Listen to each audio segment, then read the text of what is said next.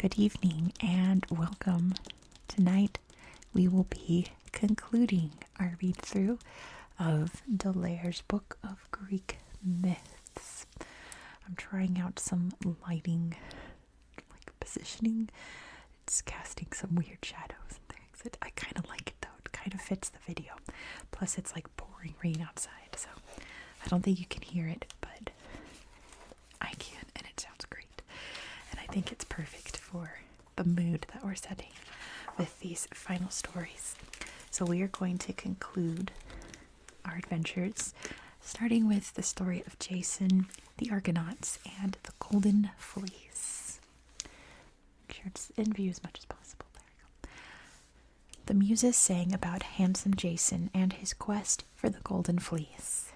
Jason of Iolcus was as strong and well-bred as he was handsome, for he had been raised by the wise centaur Chiron. Jason's father had brought the boy to the centaur and had asked him to bring him up, for he feared that his own brother Peleus, who had taken from him the throne of Iolcus, might harm his heir. In Chiron's lonely mountain cave, young Jason was raised to be a hero, skilled in all manly sports. When he was grown, he left his foster father to go to Iolcus and reclaim his father's throne. Hera, who was paying a visit to Earth, saw the handsome youth as he walked down from the mountain. His golden hair hung to his shoulders, and his strong body was wrapped in a leopard skin. Hera was taken by his fine looks. She quickly changed herself into an old crone and stood helplessly at the brink of a swollen stream as if she did not dare to wade across. Jason offered politely to carry her and lifted her on his strong shoulders. He started to wade, and at first she was very light, but with each step she grew heavier, and when he reached midstream, she was so heavy that his feet sank deep into the mud. He lost one of his sandals, but struggled bravely on, and when he reached the other side, the old crone revealed herself as the goddess Hera. "Lo," she said, "you are immortal after my liking. I shall stand by you and help you win back your throne from your uncle Peleus." This was a promise the goddess gladly gave, for she had a grudge against Peleus, who had once forgotten to include her when he sacrificed to the gods. Jason thanked her and went on his way in high spirits. When he arrived in Iolcus, people crowded around him, wondering who the handsome stranger might be. But when King Peleus saw him, his cheeks paled. An oracle had predicted that a youth with only one sandal would be his undoing. Peleus feigned great friendship when Jason said who he was and why he had come, but underneath he held dark thoughts and planned to do away with his guest. Peleus feasted Jason and flattered him and promised him the throne as soon as he had performed a heroic deed to prove himself worthy of being a king. "In the kingdom of Colchis, at the shores of the Black Sea," said Peleus, "on a branch in a dark grove, there hangs a golden fleece shining as brightly as the sun. Bring the fleece to me, and the throne shall be yours." The golden fleece was once the coat of a flying ram sent by Zeus to save the life of young Prince Phrixus of Thessaly. The crops had failed, and Phrixus's evil stepmother had convinced his father that he must sacrifice his son to save his country from famine. Sadly, the king built an altar and put his son on it, but Zeus hated human sacrifice, and as the king lifted his knife, a golden ram swooped down from the skies and flew off with Phrixus on his back. They flew far to the east and landed in the kingdom of Colchis. The king of Colchis understood that Phrixus had been sent by the gods. He gave him his daughter in marriage and sacrificed the ram. Its glittering fleece was hung in a sacred grove, and it was the greatest treasure of the country. King Peleus was certain that Jason would not return alive, for he knew that the warlike king of Colchis would not part with the fleece, and that a never-sleeping dragon was guarding it. But Peleus did not know that Jason had Hera's help. "Give me timber and men to build for me a sturdy ship, and I shall sail off at once," said Jason. The king gave him what he asked for, and a great ship, the Argo, was built. It was the most seaworthy ship ever seen. Athena, herself prodded by Hera, put a piece of sacred oak in its prow. The oak had the power to speak in time of danger and advise Jason what to do. With a ship like that, it was not hard for Jason to gather a crew of heroes. Even Heracles came with his young friend Hylas. Calais and Zetes, winged sons of the north wind, joined, and Orpheus came along to inspire the crew with his music. Soon each of the 50 oars of the ship was manned by a hero who swore to stand by Jason through all dangers. Look, there's Orpheus, there's Heracles, and the winged sons of the north wind. I love this picture, it's so cool. Look at Hercules, or Heracles, I'm sorry. In this version, he's Heracles. Before they set sail, the heroes who called themselves the Argonauts sacrificed richly to the gods and made sure that... Sorry, I'm making sure I didn't skip anything. Okay. Before they set sail, the heroes who called themselves the Argonauts sacrificed richly to the gods and made sure to forget no one. Poseidon was in a good mood. He called for the west wind, and under full sail the Argo sped toward the east. When the wind grew tired and died down, the Argonauts put out their oars and rowed with all their might. Orpheus beat out the time with his lyre, and the ship cut through the waves like an arrow. One after the other, the heroes grew tired and pulled in their oars.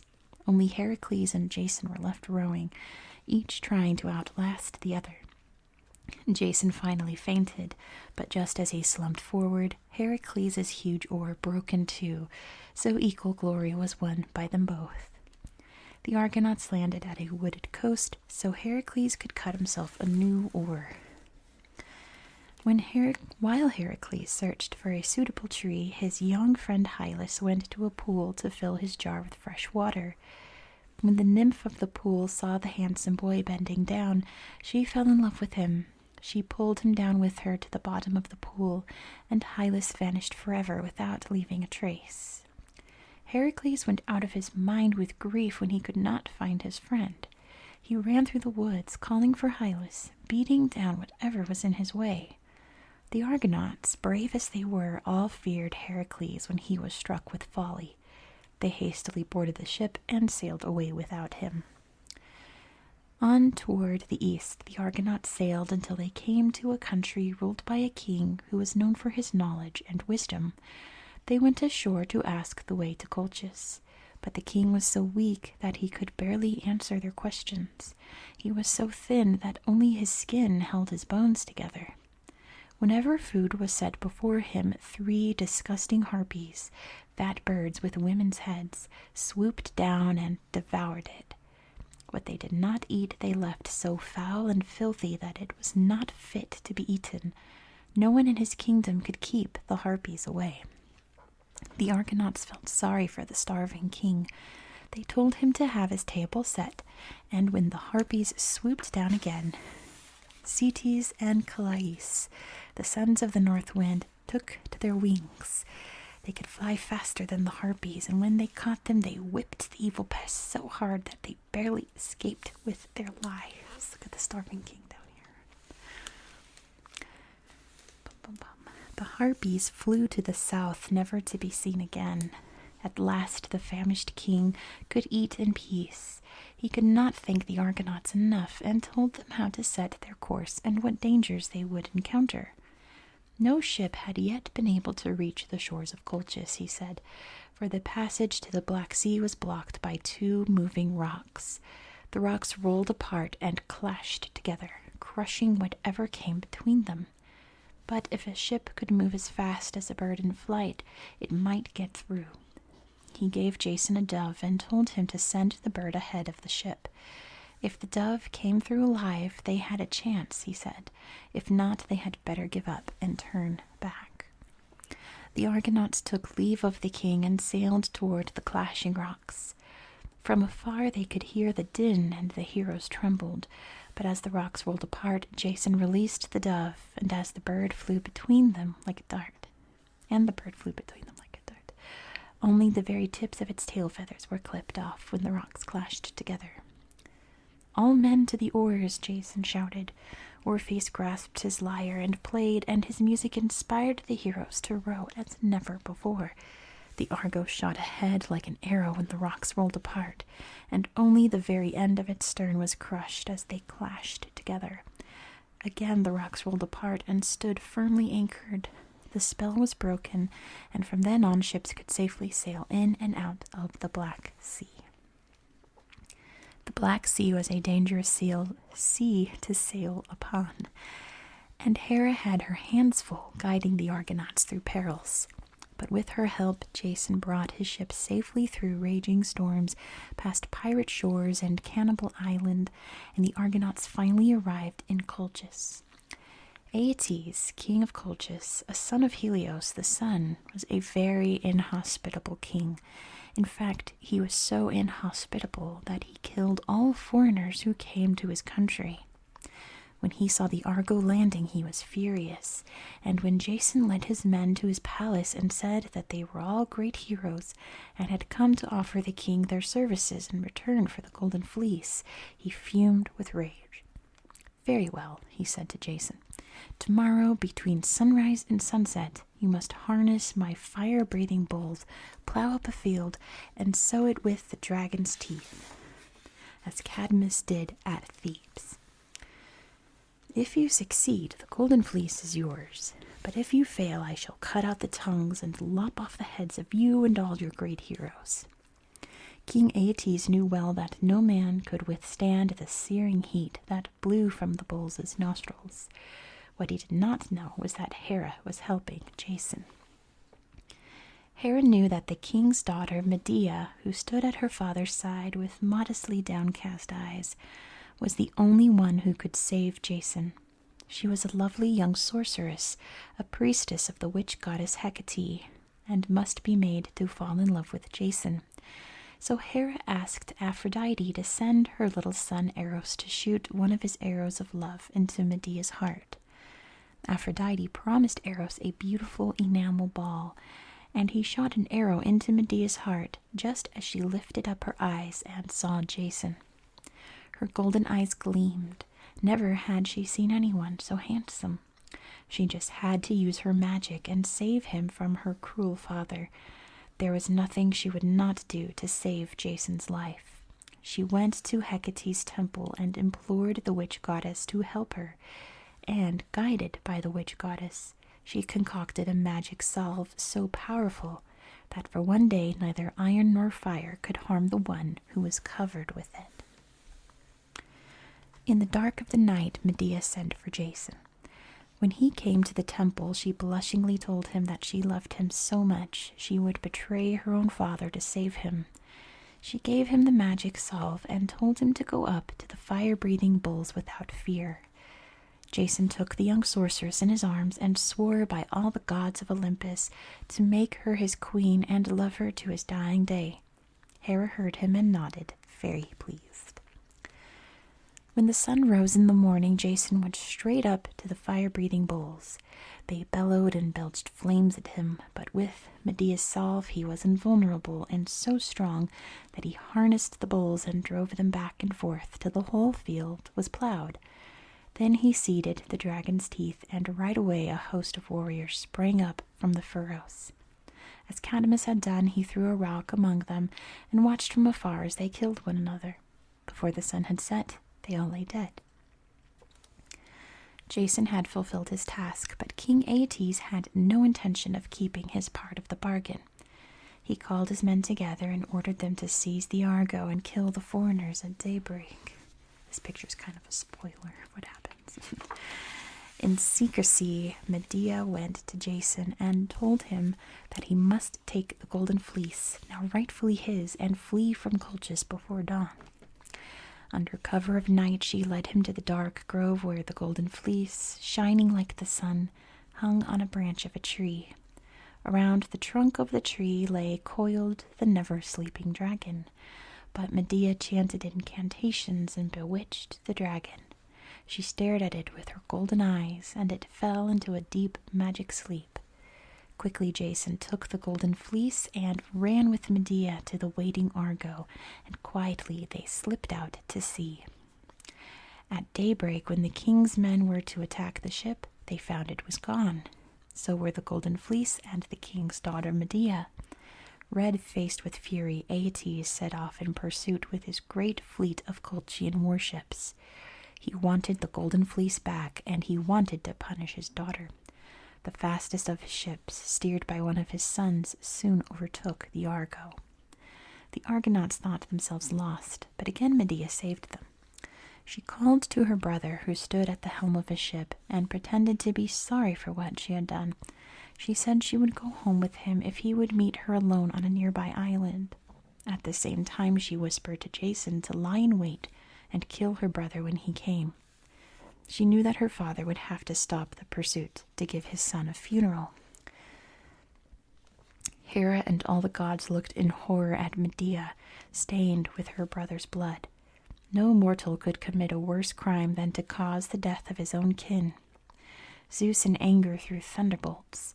Lightning flashed, thunder roared, and the sea foamed. Then the sacred peace of oak in the bow of the Argo spoke. "Woe," it said, "woe to you all. Not one among you will reach Greece unless the great sorceress Circe consents to purify Medea and Jason of their sin." Tossed about by howling winds and towering waves, the Argonauts sailed in search of Circe's dwelling.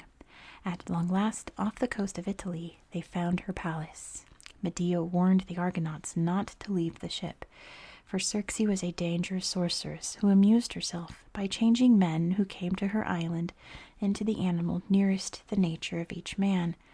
Some became lions, some rabbits, but most of them were changed into pigs and asses. Medea took Jason by the hand so no harm would befall him and went ashore. Look at, there's Circe the sorceress, all the animals. There's Medea and Jason, and there's the Argo.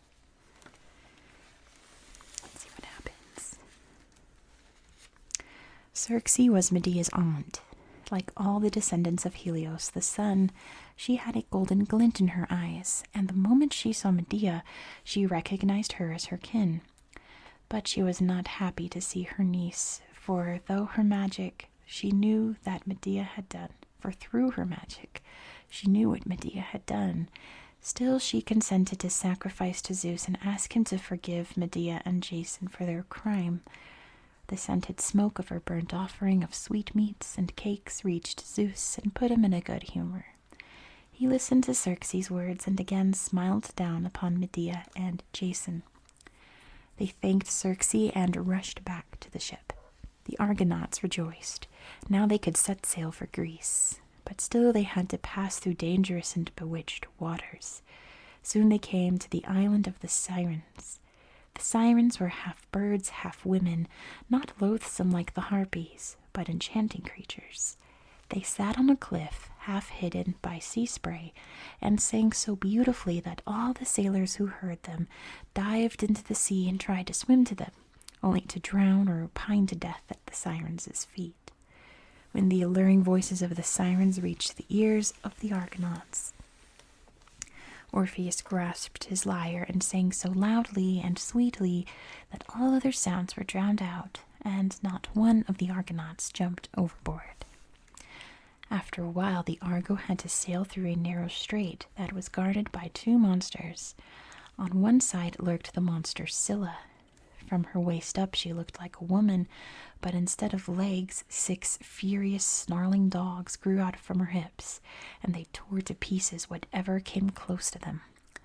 The monster Charybdis lived on the other side of the strait. She was forever hungry and sucked into her gullet all ships that ventured within her reach.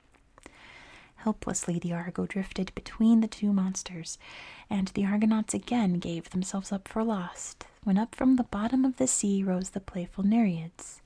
They had come at Hera's bidding, and they lifted up the Argo and threw it from hand to hand over the dangerous waters, until it reached the open sea beyond. Poseidon called for the west wind, and the Argo sped homeward under full sail. There's the monsters. There's the Nereids. Toss in the ship. Watch out for the sirens over there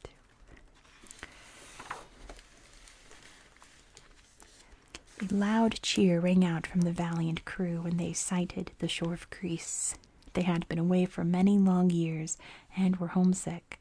But as the Argo neared the port of Iolcus, the ship was hailed by a fisherman who warned Jason that King Pelias had heard of his safe return and had made plans to kill him.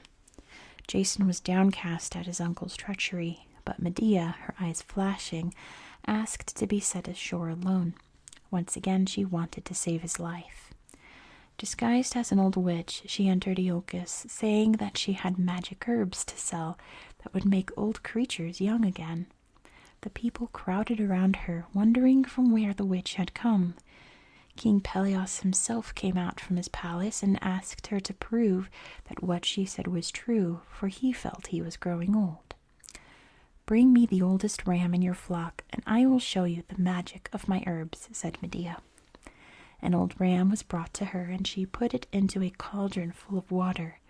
On top she sprinkled some of her magic herbs, and lo, the water in the cauldron boiled, and out of the steam and bubbles sprang a frisky young lamb. Now King Pelias asked Medea to make him young too. She answered that only his daughters could do that, and she would gladly sell them her magic herbs. But the herbs she gave them had no magic at all, and so King Pelias found his death in the boiling cauldron at his own daughter's hands. Now the throne of Iolcus was Jason's, but again Medea had committed a terrible crime. She had tricked innocent daughters into killing their own father. The gods turned from her, and she changed from a lovely young sorceress into an evil witch.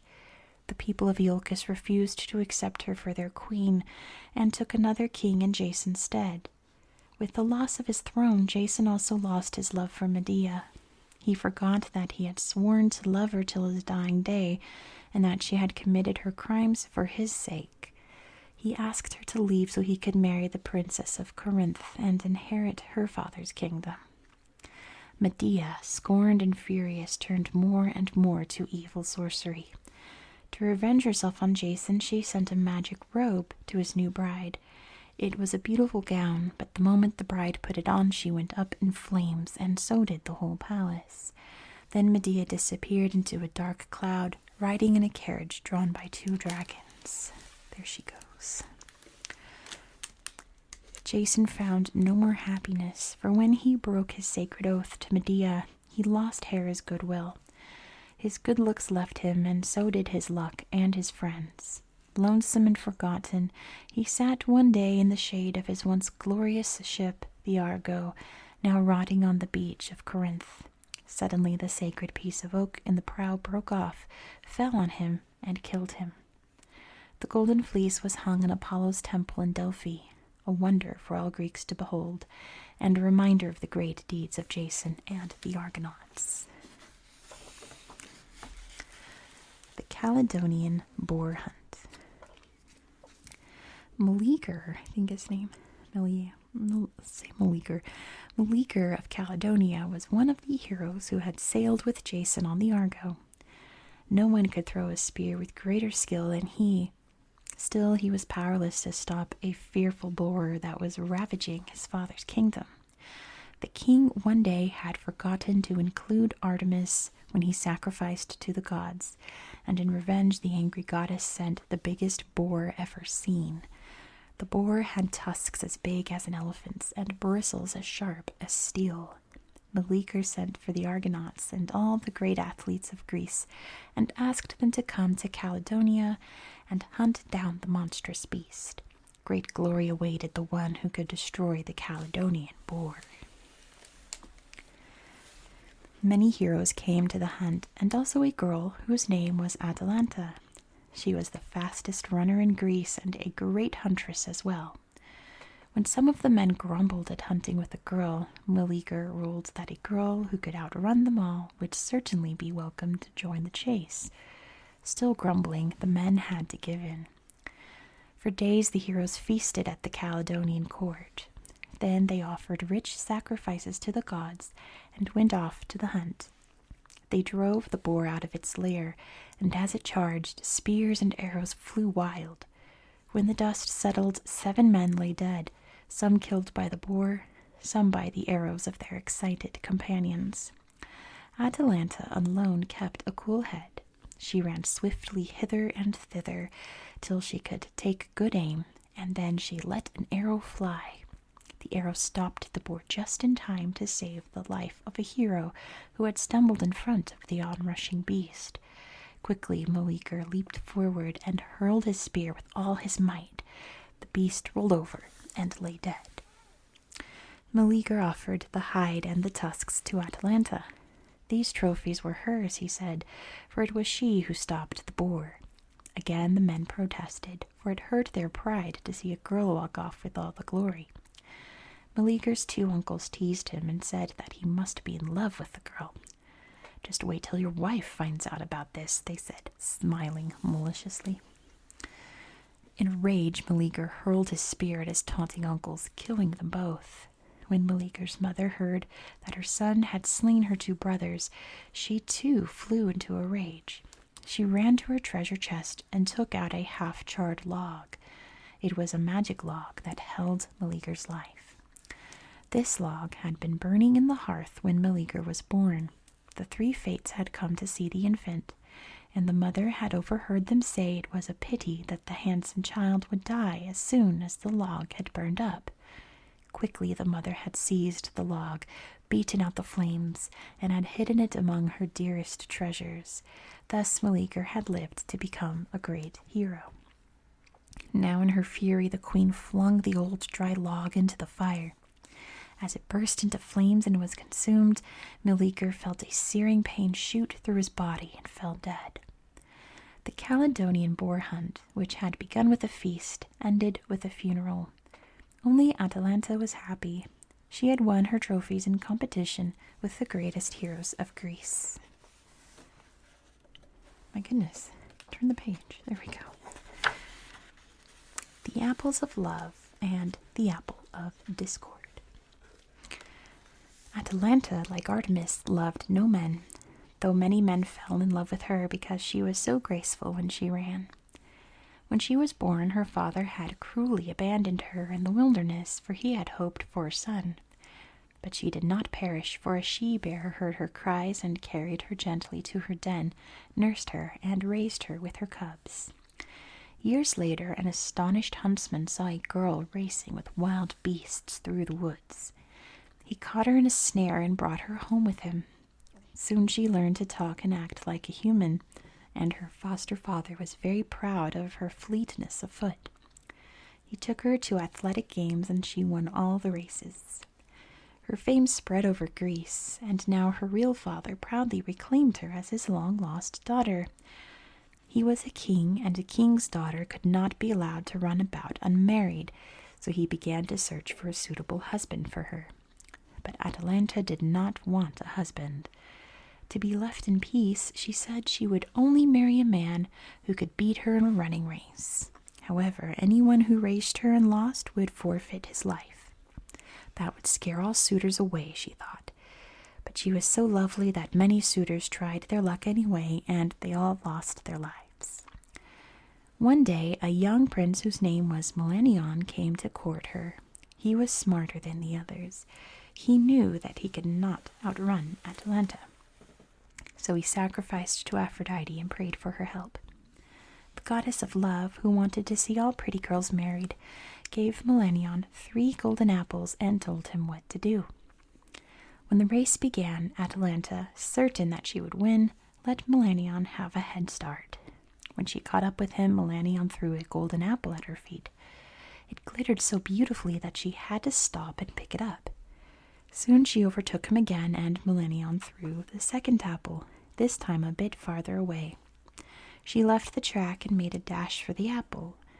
Then again Millennion heard her light footsteps behind him. He threw the third apple far into the bushes. Atalanta just had to have that last one too, and before she found it, Millennion had crossed the finish line. So he had won her, and they were married, and Atalanta treasured her golden apples and loved her clever husband dearly. They lived happily for many years and never forgot to honor Aphrodite, who had brought them together. But they did not show proper respect to Zeus, and he changed them into a pair of lions for punishment. For the rest of their lives they ran as lions, hunting side by side through the woods. Peleus, a young king of Thessaly, had Atalanta to thank for his life, for it was he who had stumbled in front of the Caledonian boar when she stopped it with her arrow. He had also been one of the Argonauts, and was one of the greatest athletes in Greece, a favorite of the gods. Zeus gave him a beautiful Nereid, Thetis, for his bride, and all the gods came to the wedding. Only Eris, the spirit of strife, had not been invited. She was furious, and while everybody was making merry, she threw a golden apple among the guests and shouted, "The fairest of the goddesses shall have it." Hera, Aphrodite, and Athena rushed to pick it up, each one thinking herself the fairest. It was not a golden apple of love that Eris had thrown, but the apple of discord, and the three goddesses began to quarrel about who should have it. The wedding broke up on a sour note, and in heated dispute the goddesses retired to high Olympus. Thetis, the bride, was not happy at being married to a mortal, for her children would not be immortal as she was.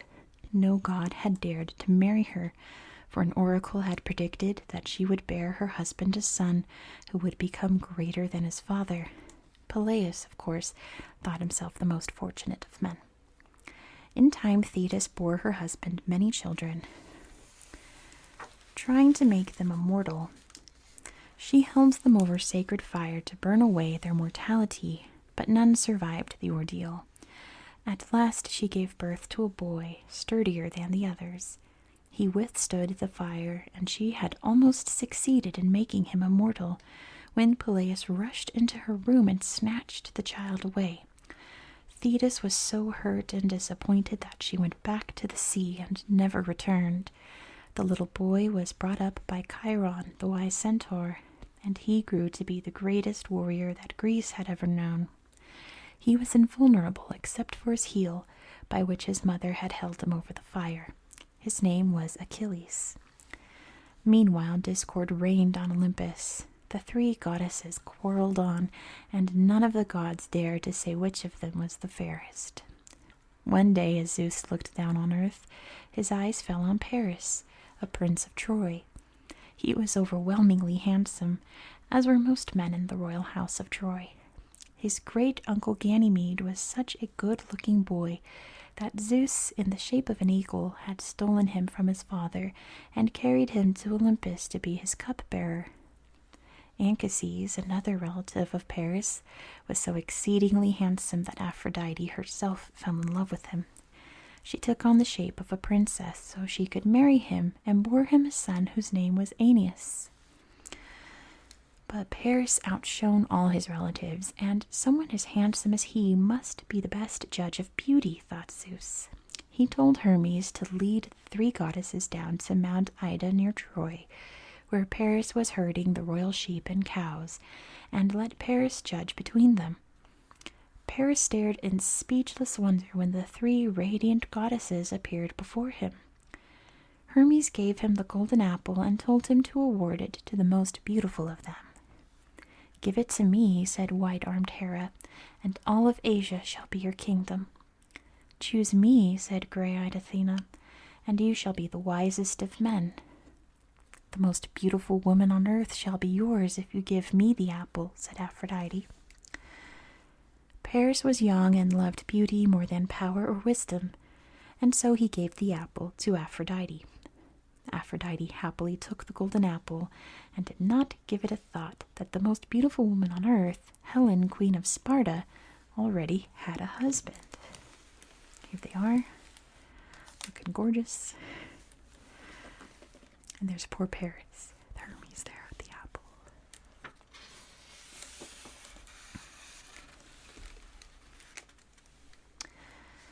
Lovely was the song of the Muses about the great beauty of Helen of Troy.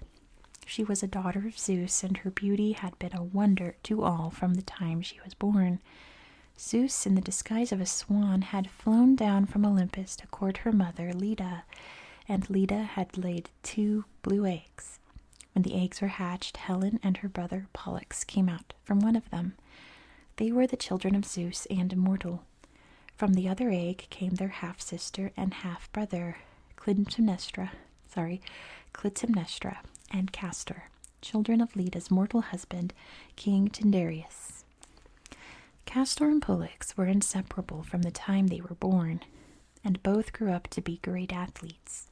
Castor won fame as a tamer of horses, Pollux as a boxer. They protected each other to the last breath. When side by side they fell in battle, Pollux went to Olympus, while Castor, being mortal, was sent to Hades. They missed each other so much that Zeus took pity on them. He allowed Pollux to give his brother half of his immortality, and from then on the heavenly twins always stayed together, half the time on Olympus and the other half in Hades' realm. The 2 sisters, Helen and Clytemnestra, grew up at the court of their mortal father, King Tyndareus. Clytemnestra soon was given in marriage to Agamemnon, the great king of Mycenae. But Helen had so many suitors that Tyndareus did not know whom to choose.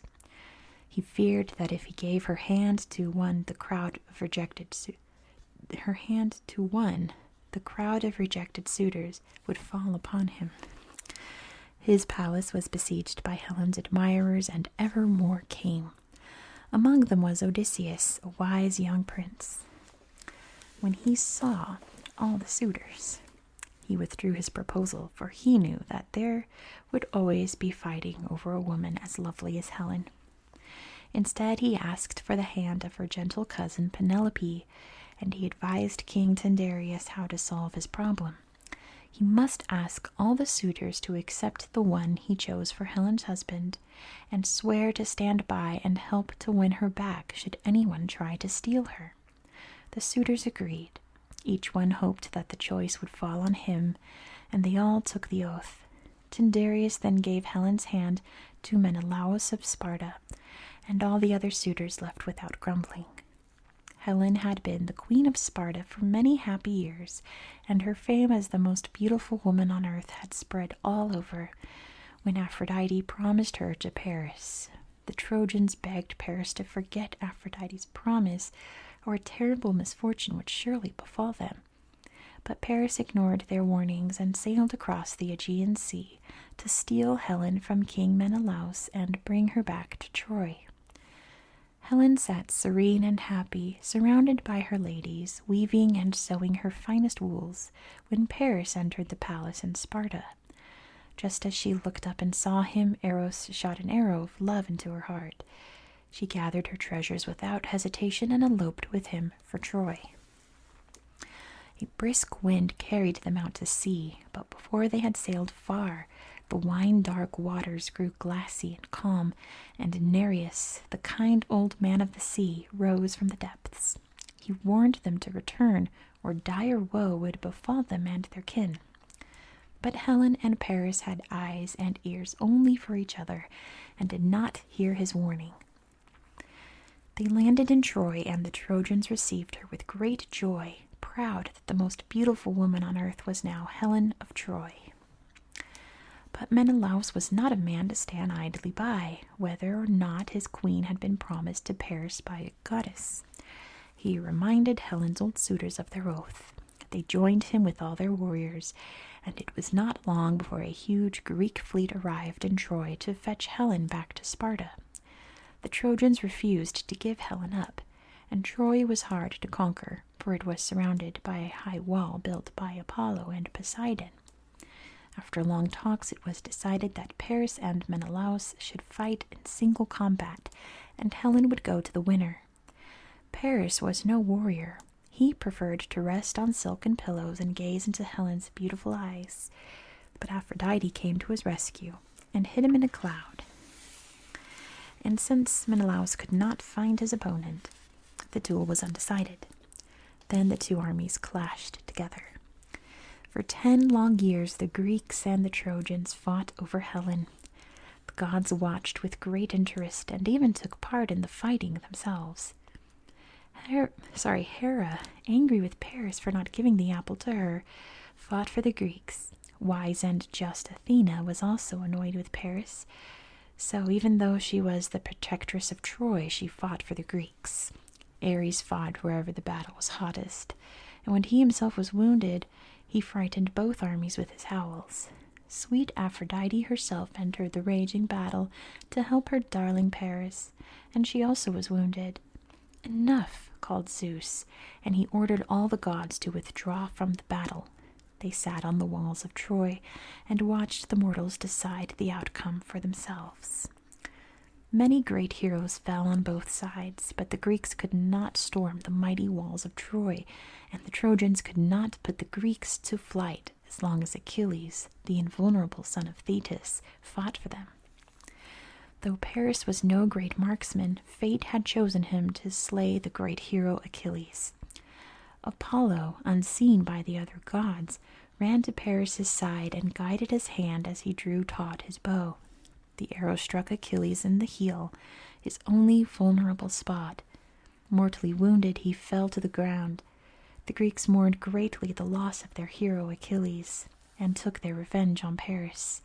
He fell, pierced by one of the poisoned arrows that Heracles had given to Philoctetes. Shortly afterward, the Greeks broke camp, boarded their ships, and sailed away. They left on the shore a large wooden horse. The Trojans thought they had finally routed the Greeks, and in triumph they pulled the horse into their city as a trophy. But the horse was hollow and filled with Greek warriors. In the dark of the night they crept out and opened wide the city gates. The wily Greeks had not left, but had been hiding behind an island.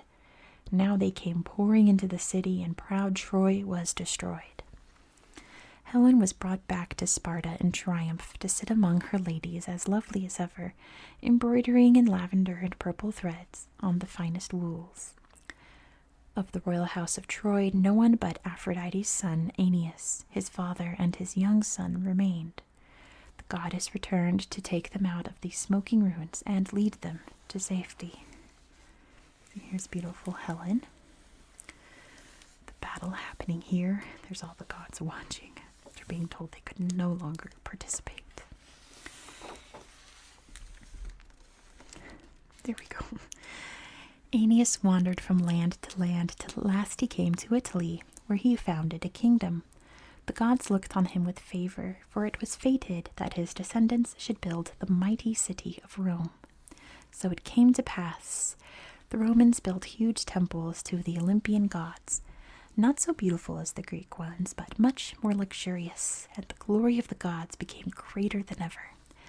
They were given Roman names instead of their Greek ones, but they were still the same gods, and it is under their Roman names that we know them best today. For example, we have Artemis became Diana, Athena became Minerva, Dionysus became Bacchus, Poseidon became Neptune, Hermes became Mercury, Zeus became Jupiter. For whatever reason, Apollo stayed Apollo. Cronus became Saturn, Hera became Juno, Hephaestus became Vulcan, Aphrodite became Venus, Demeter became Ceres, Ares became Mars, Hestia became Vesta, and Persephone became Proserpina. I love this picture too. Look at the constellations. Everything must come to an end, and so did the rule of Zeus and the other Olympian gods. All that is left of their glory on earth and are broken temples and noble statues. Also the muses fell silent, but their songs live on to this very day, and the constellations put up by the gods still glitter on the dark blue vault of the sky. And that is the end of our book. Thank you so much for watching the series, and thank you so much for loving that first video. I still get the sweetest comments on it. I'm just so grateful that you guys enjoy this book as much as I did when I was little. Or maybe you remember when you read this book when you were little and it brings you back. Whatever the case, thank you so much for watching. I do hope that you found this video and this series relaxing and educational.